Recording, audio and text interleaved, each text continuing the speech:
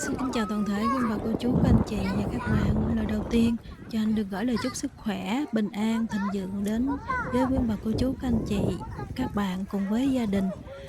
Hôm nay thì Hạnh đang đứng tại một cái bờ biển gần nơi cái chùa mà hôm trước Hạnh đã đi lễ. Thì đặc biệt hôm nay thì có rất là nhiều chim hải âu đã bay về đây. Xin mời quý bà, cô chú, các anh chị mình cùng xem mà ngắm những cái chú chim, vừa có chim hải âu và có luôn cả chim bồ câu nữa.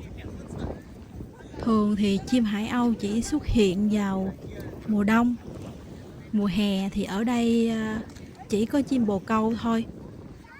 Mấy em bé rất là thích vừa ngắm mấy chú chim rồi vừa cho nó ăn.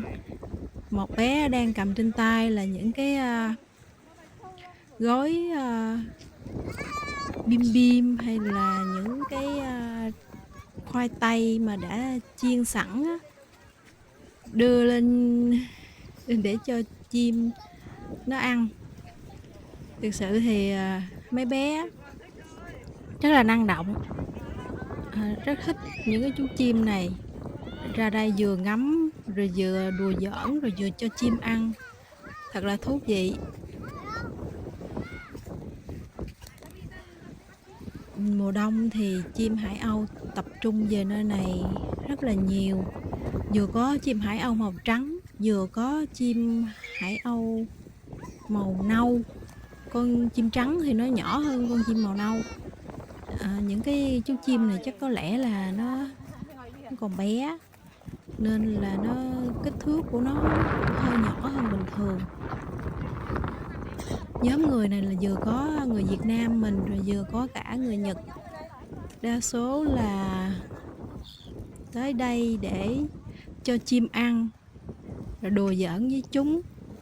Mà mấy con chim hải âu này nó cũng rất là dạn dĩ, nó không có sợ người, nó có thể bay xà sát với mình. Rồi mình khi đưa đồ ăn lên thì nó xà xuống, nó gắp đồ ăn đi. Còn đây là một số chim bồ câu.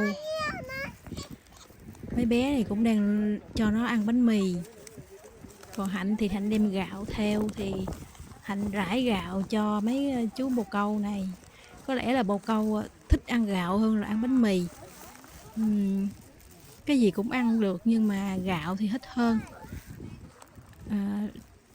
Hạnh đem gạo theo tại vì lúc trước mình có để ý là người ta bán mấy cái thức ăn mà cho chim á, nhưng mà nơi này thì không có ai bán hết. Mình chủ động mình đem theo thôi, để cho mấy chú chim được có một bữa thật là ngon. Vừa có hải âu mà vừa có chim bồ câu nữa. Hình như bồ câu nó không có ăn mấy cái bánh mà trong gói người ta hay chiên khoai lang tây đồ chiên sẵn. Chỉ hải âu mới ăn những cái thứ đó thôi, còn chim bồ câu thì ăn bánh mì với lại ăn gạo. Mấy cha con người Nhật này cũng rất là thích cho chim ăn. Từ nãy tới giờ là hai bố con ông này là cứ đi qua đi lại cái khu vực này, rồi vừa cho chim ăn này vừa ngắm chúng luôn. Đó, những cái con hải âu màu nâu nó bay lượn ở trên bầu trời.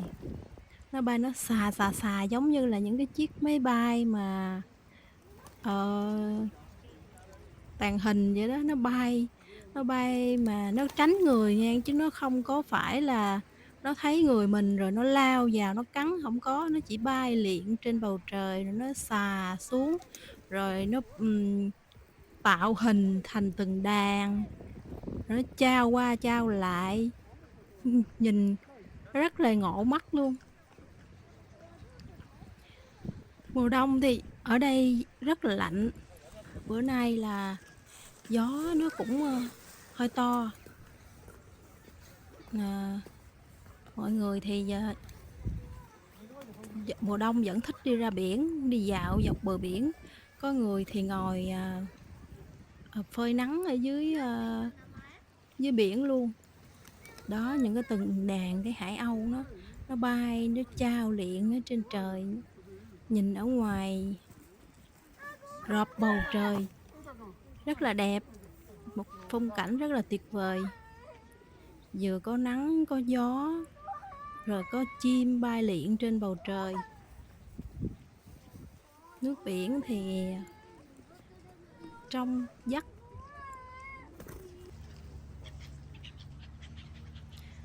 Còn đây là một em bé người Nhật đang đuổi theo những cái chú chim bồ câu.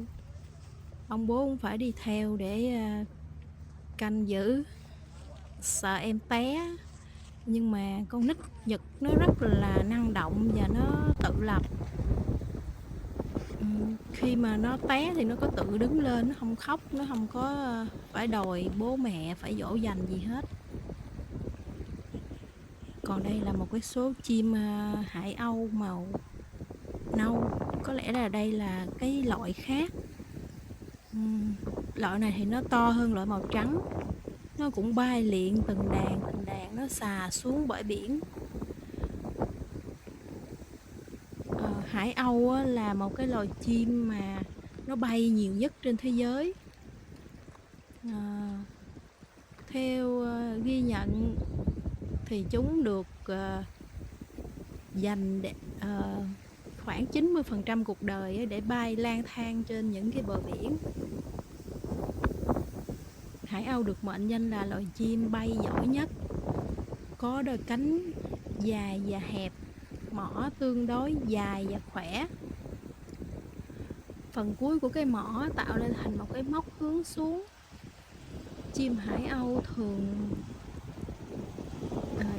nếu mà nó trưởng thành thì nó sẽ dài hơn 1 mét.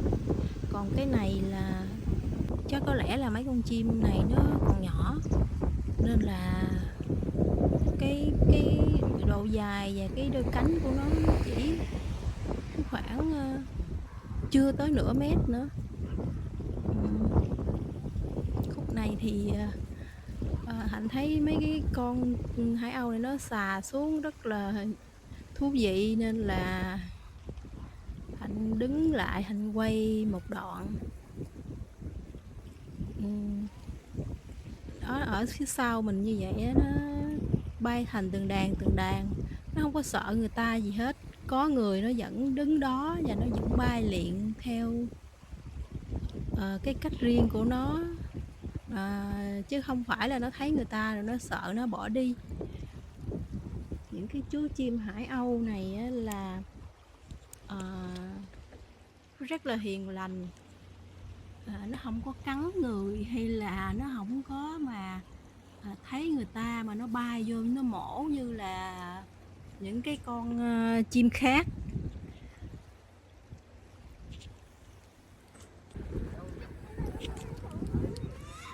Ở đây thì một nhóm người Việt Nam, có cả người lớn cả em bé, đang ngắm những cái chú chim hải âu màu trắng. Chim hải âu màu trắng cũng bay thành từng đàn và cũng rất là thân thiện, rất là thích những cái món ăn mà mấy bé này đem ra. Chỉ cần đứng giơ tay đưa đồ ăn lên là mấy chú chim sẽ xà xuống và gắp đồ ăn. Hôm nay thì Hạnh giới thiệu tới quý bà cô chú các anh chị một cảnh chim hải âu bay trên biển mùa đông. Rất mong nhận được sự ủng hộ, yêu thương từ quý bà cô chú các anh chị. Mỗi lượt like, mỗi lượt đăng ký là giúp cho những cái hình ảnh này nó sẽ lan tỏa đến với nhiều người hơn. Mong rằng là Hạnh sẽ gửi được những cái hình ảnh đẹp, những cái thông điệp tới nhiều người hơn nữa. Cảm ơn quý bà cô chú các anh chị đã xem. Hẹn gặp lại ở video sau.